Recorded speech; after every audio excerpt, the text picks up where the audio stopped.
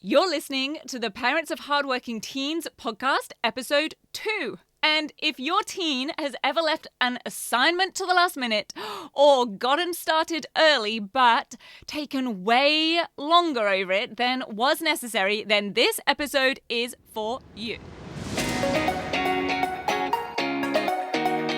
I'm Katie Jones, and with over 15 years in education as an award-winning high school teacher, international external examiner, and as a study coach, I've helped thousands of students skyrocket their results and confidence. And this podcast is where I share all my insights, tactics, and tips with you, the parent, so you can help your hardworking teen get happy, smart, and successful in their study, and have you both enjoy the journey along the way. This is the Parents of Hardworking Teens podcast. Hi VIPs and welcome back. VIP, very important parent.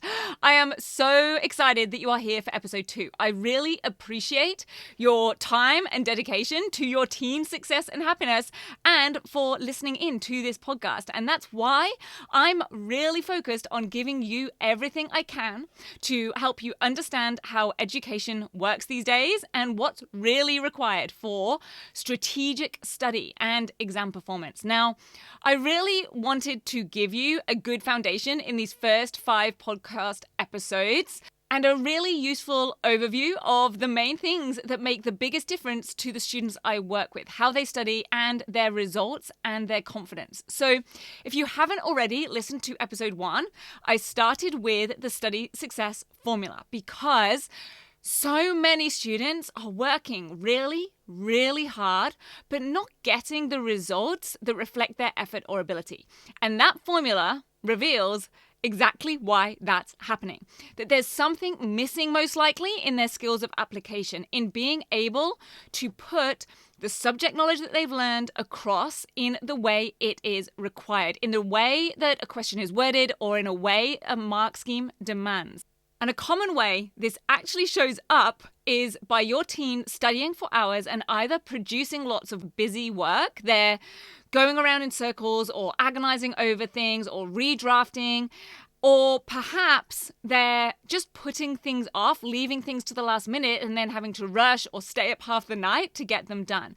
But either way, it's super frustrating for you as the parent. You're thinking, why is this taking so long? Or surely this amount of work isn't actually what's required to get this done. Or you're nagging or you're bribing to try and get them to take action and actually get the thing done. So that's what I want to talk to you about today. How to stop your teen procrastinating. Because procrastination is different to not being motivated. A lack of motivation comes from a different mindset to procrastination. Procrastination is, I know I need to or want to get this thing done, but I just can't seem to get started. Or it just keeps dragging on. I can't get it finished. It's not getting finished. Whereas unmotivated is more apathetic. It's a lack of energy or drive to just do the task or even a want to achieve the outcome. Now, I know that motivation can be an issue for some students, and I definitely do get emails about that from parents. So I expect I will do an episode on motivation in the future. But given that this is the Parents of Hardworking Teens podcast, then we're going to focus on procrastination right now. Why it happens, how it sometimes is happening a little bit sneakily without us even realizing it, and I'm going to give you the 2 keys to overcoming it. Now, I've got lots of examples of helping students get over their procrastination, and there are 2 who really stuck in my mind when I started planning out this episode. One was Bianca, who I coached a couple of years ago, and then there's Shayna, who I helped with this particular hurdle just a few months back. Both of these students were dedicated students. They were getting mostly great results, so why were they procrastinating over particular tasks? Even, in Bianca's case, a subject that she really loved. So let's start with Bianca. Bianca was in year 12. She had a drama extended response to write.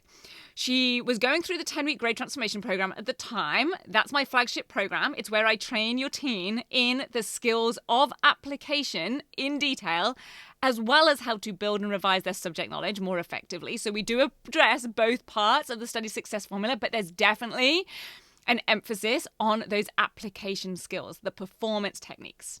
Now, in this program, students get to come to 3 live group coaching calls. And on one of them, she asked me to help her stop procrastinating and get this extended response finished. Now, she said she'd written part of it, but she just couldn't seem to get the rest of it done. It was just sitting half finished and it had been hanging over her for, I think it was like at least a week. And because she's a good student, she had been busy trying to make progress, and she was doing notes and rereading the play, but she was like, I just can't seem to finish it. Now, I didn't start asking her about her mindset or her motivation levels or her time management or scheduling, because from experience, I know these things weren't the things that were going to be stopping her from making progress. Instead, I got her to screen share with me the task sheet and we talked through the key components. We broke down the wording of the task, dissected the marking criteria, not by me doing that for her, but by asking her some strategic guiding questions and getting Bianca to talk me through it in her own words. And here's what happened. As she went through, I realized that in those task instructions, there was one key term she kind of skipped over. She just didn't mention it in her explanation of what she had to do. And that really was the trigger. That was the alarm bell. So I specifically asked, what do they mean by whatever that specific wording was? Unfortunately, I can't exactly remember what it was. But after a couple of ums and a bit of a waffly guess, it was clear to both of us that even though she was familiar with the term, she wasn't 100% clear on what it really meant and therefore how she was going to answer it or address it in her response without her waffling around it, that is. That was what was keeping Bianca stuck. That one bit of vocabulary was what was making her think she just wasn't motivated. So what was the solution? What do we do? Not more research, not more study notes or mind maps or rereading or watching the play. That's what I call productive procrastination. It's where we keep ourselves busy with tasks that feel productive. They feel like they should be moving us closer to getting the task done. So if your teen is always studying but not always getting tasks done or done efficiently and to a high standard, then they may well be a productive procrastinator. I know this has been me for sure. So the solution was the good old-fashioned ask the teacher to clarify what that key term is really meaning, or use the textbook or whatever resource it required in order to get clear on that specific element. Once Bianca had that clear in her head, she could get stuck in and complete the task because she had clarity. If your teen does not have total clarity on what they're doing, they are not going to have a clear and direct path to completion. And then that's when we start taking diversions and we take the long winding road instead, which is why it's so important for your teen to have a systematic approach to breaking down tasks and the wording of questions, so they don't allow themselves to skip over certain parts or miss them. Now, the other student I mentioned is Shayna. Shayna was on a coaching call telling me about how she was procrastinating over a relatively simple summary homework task that she had to do. Now, it's funny how sometimes it's the things that sound simple or feel like they should be straightforward, they're sometimes the things that actually keep students the most stuck. And here's why. The more basic the wording or the less words there are, the less information we actually have to go on. And this kind of happens especially in essay questions. And I am going to do an episode on essays very soon, so I'll go into this in more detail then. But essay questions or titles where they just give a short statement and then say, discuss, can often be more overwhelming for students than the essays where they have long but much more specific wording. So Shayna was feeling kind of embarrassed and a little bit sort of annoyed with herself for not just getting this summary done. It was just a summary of an extract from some text. So, same as with Bianca, I asked her some strategic questions about the task, like, how long does the summary actually have to be? Is it a page? Is it 100 words? What is the format? Is it bullet point notes? Is it a paragraph? Does it need to be a mind map? I got her to tell me about the task in her own words in detail. And yes, you guessed it, there were things, in fact, quite a few things, Shayna wasn't really sure on. Now, that wasn't her fault. She hadn't been told any of those things. She'd just been told to write a summary, to summarize the information they'd been given. And that's not to say that the teacher was at fault in their instructions. Part of the exercise may well have been to have students decide on the best format for themselves. But either way, she didn't have 100% clarity. In fact, I'd say she wasn't even at that stage, maybe 50% clear on what the exact format or the steps were. So some of the specifics we decided on there and then from what Shayna did know about the original text, the purpose of doing the summary, what it was leading up to, and some things, just like Bianca, that she needed to go away and find out.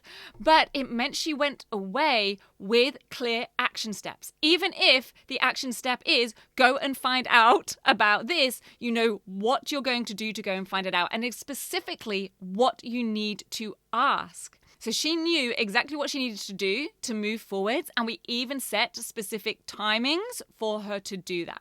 Now, if you're interested, a little while ago, I did go back to our coaching call archives and I found this exact coaching call and picked out the key parts of it for a blog video. So I will link that up in the show notes for you so you can go and check that out. Now, here's the really important thing I want to make clear from these two real-life student examples. No amount of nagging, bribery, carrots or sticks, or wall planners, or homework diaries, or to-do lists for that matter, would have solved the reasons for this procrastination, the root causes. Because procrastination is not solved by creating time deadlines or putting in rewards. I know that is the advice we sometimes hear and have probably tried to use. And it's not that those things can't be useful in other aspects of study, whether it's time management, getting organized and efficient, prioritizing tasks, but they're not going to solve those root causes of what is keeping your teen stuck. It doesn't matter how big the reward is. If we really don't know exactly what we're supposed to be doing or how we're supposed to be doing it, we can't move forwards. Or at best, we're just going to be guessing. So when we try to solve an issue by addressing the symptoms rather than the root cause, that just leads to more and more frustration on both sides. So let's take a moment to talk about what this procrastination can actually look like. Now, I already mentioned productive procrastination, where we end up doing 20 things other than the thing we really need to be or want to be doing. So this is not just whiling away time on social media or watching cat videos or binging Netflix. These are things where we feel like the tasks we're actually procrastinating with are important or productive. Now, for me, it's checking my emails. It's something that feels productive. It's something that needs to be done. There's always emails to be responded to. So it also kind of feels necessary. And I get to mentally tick things off or revel in the achievement of getting my inbox to zero. Yes, I am one of those people. I do that with my work inbox. Always inbox to zero every day. But before you get too much of this rosy one-sided view of my ninja organization skills, my personal email, nowhere near zero. Now, for your teen, it could also be them checking emails. It might also be watching tutorial videos on the topic that they're working on, writing out summary notes, doing more research. That is a very common one, where they figure that if they just had more information, then something will suddenly click and they'll be able to move forwards. Now, you might be thinking back to Bianca's example. That could be true. If she'd found out along the way in doing all of that additional research what that key element, that key word really meant that she wasn't sure on, then that could have been helpful. But in that case, it still wouldn't have been the most effective route to solving that issue. She wouldn't have been specifically looking for that information. She might have got there, but not in the fastest way. Now, there's a second type of procrastination I see students getting stuck with, and that is perfectionist procrastination. So we've got productive procrastination and perfectionist procrastination. Try saying that.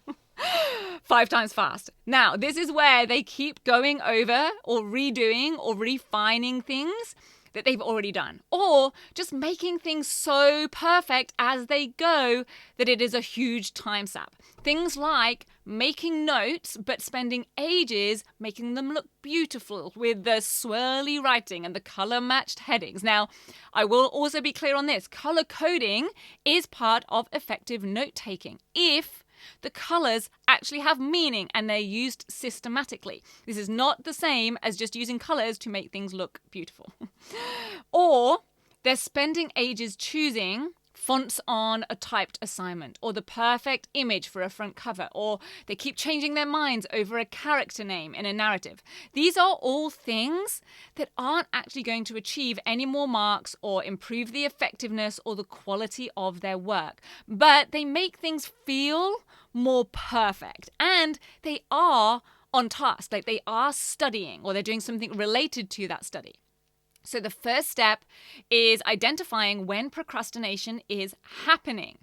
I see so many students spending lots of time studying, and I'm making those little finger quote marks there, studying, but doing things that aren't actually strategic in terms of getting tasks done and done to a high standard in the most efficient way.